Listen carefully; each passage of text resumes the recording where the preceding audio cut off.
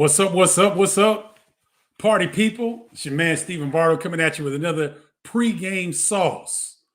Got an interesting one tonight. M. Montel, 638. How y'all doing?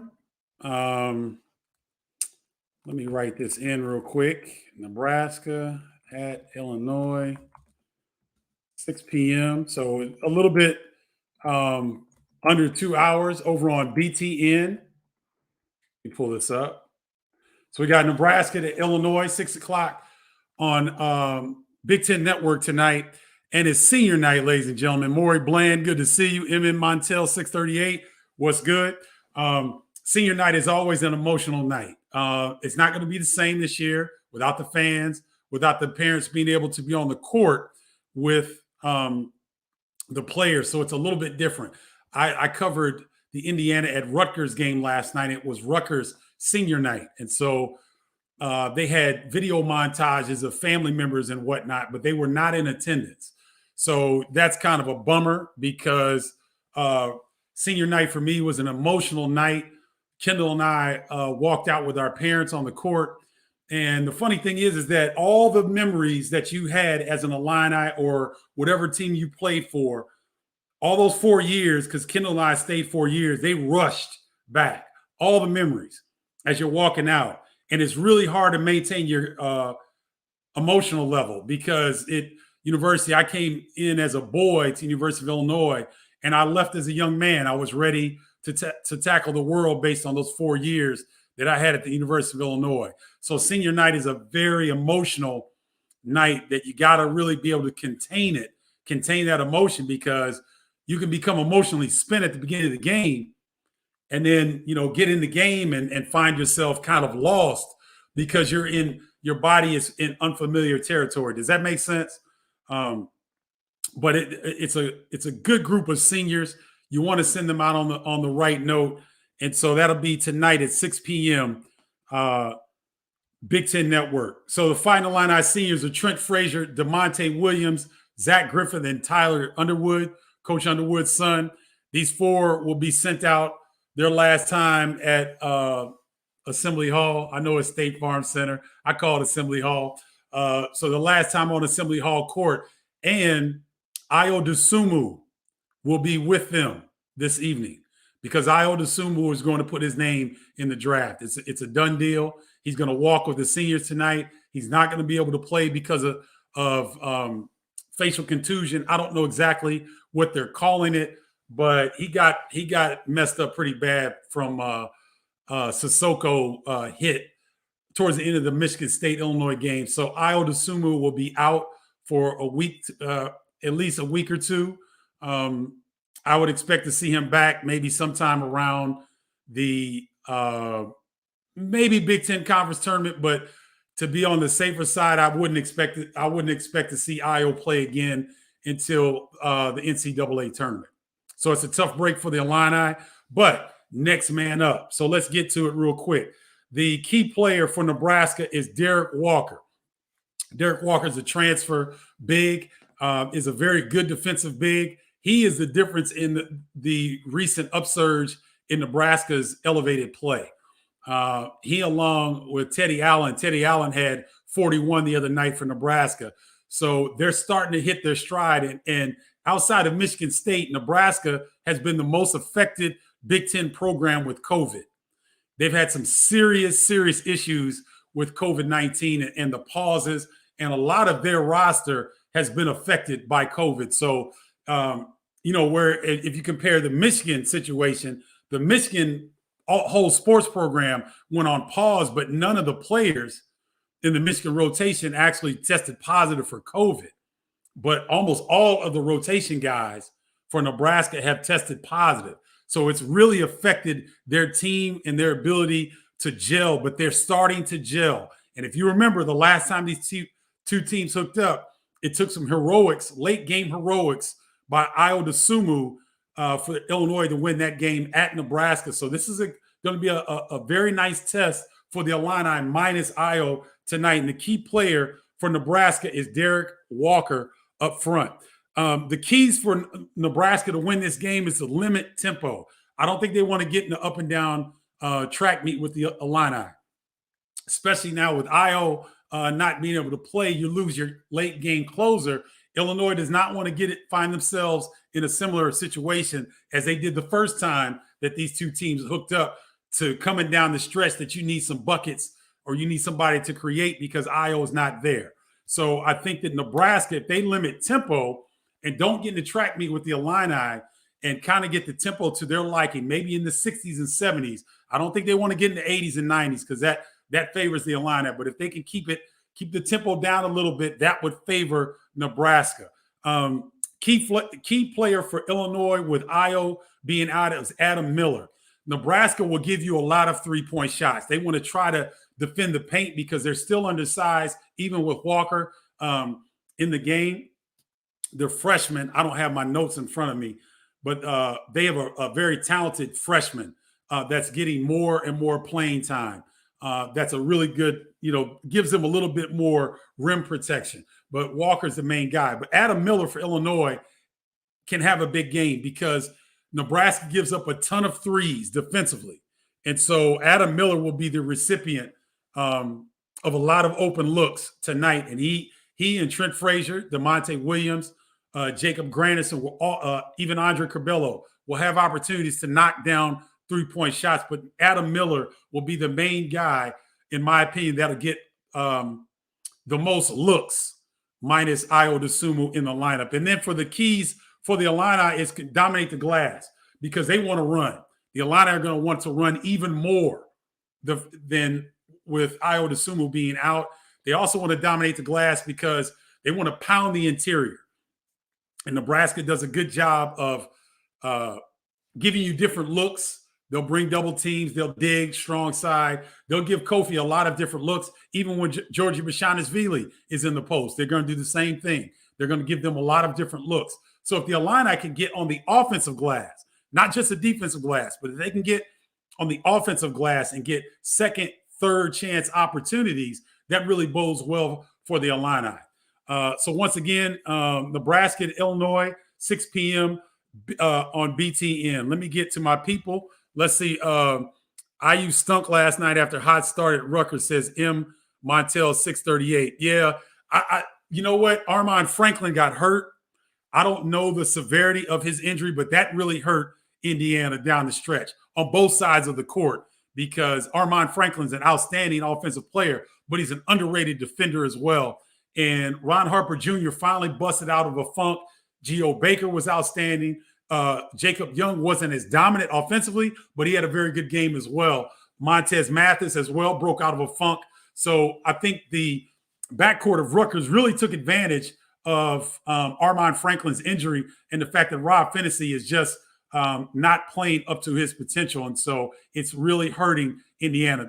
I'm not blaming the loss on Rob Finney because Indiana was woeful in the second half defensively. It was a dunk contest. They had a running dunk contest at Rutgers against Indiana. I have not seen Indiana's defense be that poor all season.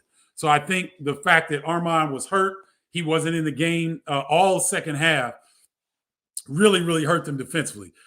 Shu Vic was good. DC Champ, good to see you. Jay Hood, what's good, Jay Hood? Kenny Williams, what's happening? Tina Strong, ILL, Al with Al and Pal's show was out. Al, you're doing a hell of a job on your show, man. It's growing nicely. Keep it up, brother. Keep it up. It looks good. Matt Kramer, 3431. All you guys need to check out Al and Pal's show. Al and A-N-D, Pals, P-A-L-S show. He does a really good job. They did a football show the other night. I don't remember the lady's name, but it was very entertaining. So check him out if you get a chance. Matt Kramer, 3431. There's only one assembly hall, and that's in Bloomington, Indiana. No, in Montel. I think the assembly hall in Champaign was built before the assembly hall in Bloomington, if I'm not mistaken. I may be wrong, but the assembly hall is also in Champaign. Sarah Ware, what's good, Sarah? Good to see you. Good to see you on here. Let me get to my tribe, see what they're talking about. Let's see. Romero Nor. What's good, Romero? Good to see you. Caleb Barkley, who steps up tonight? I think it's got to be Adam Miller for Illinois. He's a guy that is starting to expand his game. He's gotten a lot better defensively. We know he can shoot the basketball, but he can also put it on the deck. I think Adam Miller steps up. I also think Andre Curbelo is going to have an excellent game. He's going to get more playing time. He'll get a longer leash, so to speak. So you're going to have to live through a couple turnovers, but I think the upside on him being able to relax and know that he's going to get more playing time, I think he could have a big game as well. Jeff Drake was good. Jeff, who do you think will step up? Yep, there it is. Corbello and Miller. Caleb Barkley says the same thing. Do you play Kofi and Georgie together? I think in certain periods you can play both of them together, Caleb, based on how Nebraska is going to be guarding Kofi. But I think that there will be times where it will be effective that both Kofi and Georgie are in the game for a high-low set. Georgie does an excellent job passing the basketball.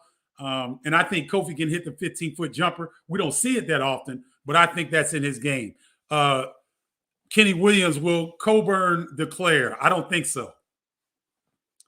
Because his game just doesn't translate to the NBA level. If he can come back another year, I think Underwood and his staff will do a really good job of starting to expand Kofi's game just outside of block dominance, because they're the only guys that can really post up in the NBA anymore are Joel Embiid. Jokic will every now and then. Anthony Davis does. But there's not a lot of post play in the NBA any longer.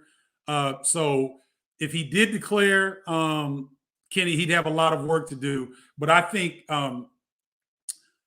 he'll come back because of the way that Ayo Dosunmu has developed his game under Underwood and his staff. They've done a fantastic job.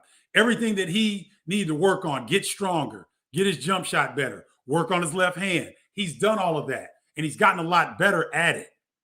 And so I think with Kofi seeing the progress of Ayo, he's only going to get better. And if, he knows, everybody knows where Kofi wants to be. He wants to be in the NBA. Well, he's got to expand his game. And I think if he comes back another year, I think Underwood and his staff will help to figure out an offensive scheme that will allow him to do just that. Timothy Eaton, what's good, Timothy? Good to have you on, man. Thanks for jumping on. Richie Drennan, go Illini. Jordan 4, you're one of my favorite broadcasters. Thank you, Jordan. I appreciate that. I work hard at it, and I hope that I entertain you all. Educate, entertain. Because I get the benefit of being on television, not having to report on hard news. I don't have to report on hard stuff. I'm calling a game. And I want you all to be educated and entertained. So thank you very much, Jordan. Jill Brown Smith, ILL. I think tonight is Trent's night.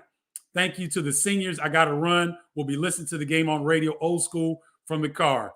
That's what's up, Jill. That's a true Illini right there. She not only went to school there, she supports everything Illini. Assembly Hall forever. Tell him, Caleb. Tell him. I think Trent will bring it tonight. Dory Melman. Dory, I don't disagree with you. Trent's been bringing it. He's been playing well, but I think he can even up it a notch. You calling the game? Yes, I'll be on the call, 6 p.m., Nebraska versus Illinois, Big Ten Network. Jordan Ash, Jordan, I got you, bro. I know I don't know if I can get you in this week, but I got you, brother. Thanks for tuning in. Next year, Kofi becomes elite. Kofi's elite now. Kofi Coburn leads Kofi Coburn leads the nation in doubles in major conference play. He's elite right now. He'd be up for Big Ten Player of the Year if Luka and Ayo were not in the league.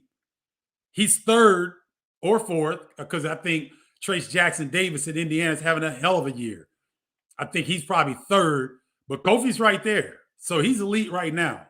Anthony Brown, you never want to see a player get injured, especially your star, but that could be a good test for the guys and rest for Ayo. Anthony Brown, you took the words out of my mouth. It could be a blessing in disguise for Illinois to step up because after today, they're at Wisconsin. I think they're at Michigan and at Ohio State to close the regular season. You can't get much better a competition than that. So I like the challenge. Yeah, it sucks that Io got hurt and the way he did. I would have wanted to exact revenge because that was my error. When you see a guy that was dirty and hits both of your star players, I would have wanted to exact revenge. But thank goodness that these guys today are much more evolved than we were as players. They don't respond quite as quickly as we do. So I'm glad that the Illini players kept their composure in that scenario. Let's see. What about Trent Damonte coming back next year?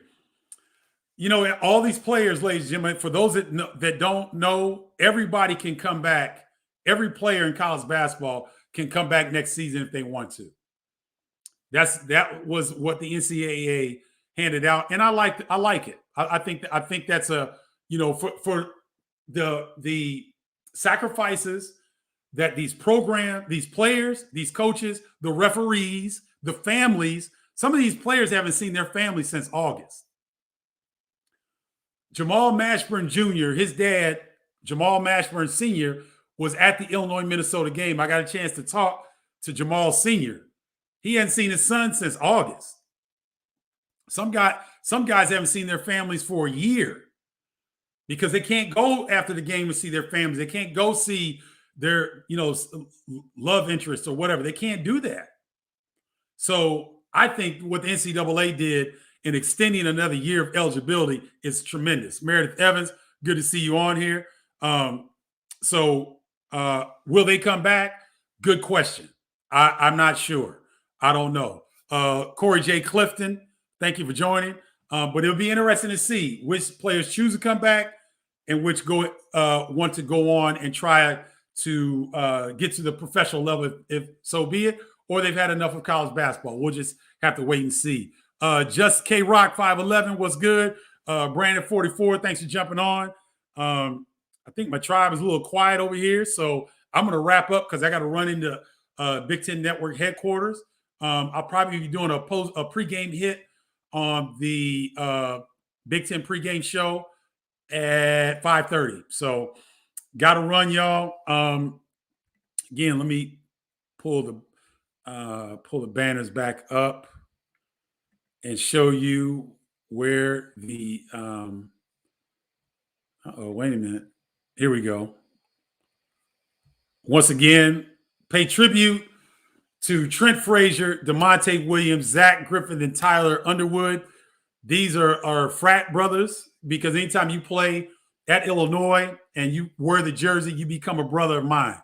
So I salute these four seniors at the University of Illinois because especially Damonte Williams and Trent Frazier, they were in the dark days of Illinois basketball.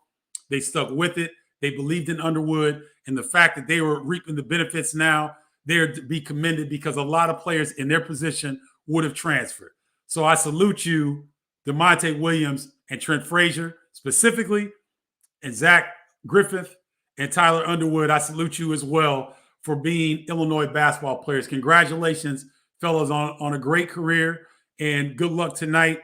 Thank you all for tuning in. I hope you all tune in to watch Nebraska-Illinois. Will be a better game than maybe it looks on paper.